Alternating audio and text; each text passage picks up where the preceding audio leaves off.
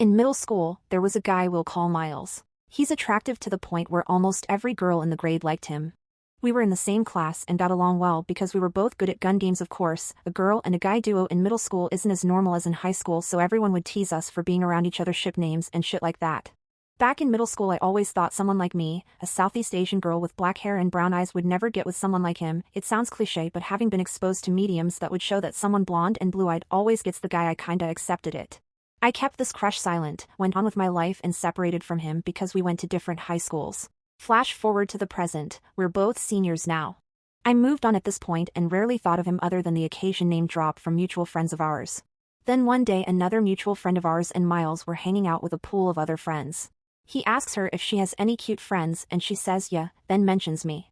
Suddenly he tells her, oh yeah, I used to have a crush on her, but it's even 'cause she had a crush on me too. I genuinely did not think in a million years he would ever like me back, but suddenly all the feelings I had for him flooded back and I made a decision to add him on Snapchat. He accepted, and for the first couple of days, we snapped back a lot, sometimes with videos of ourselves talking.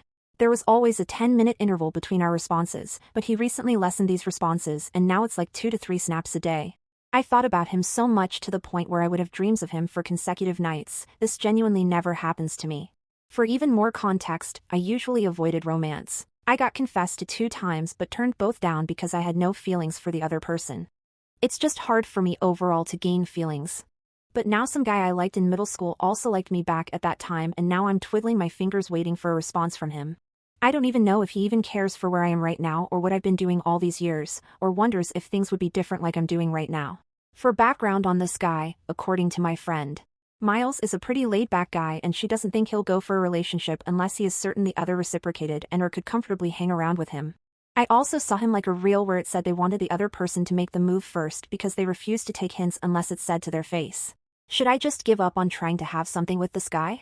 Or should I just see how this goes?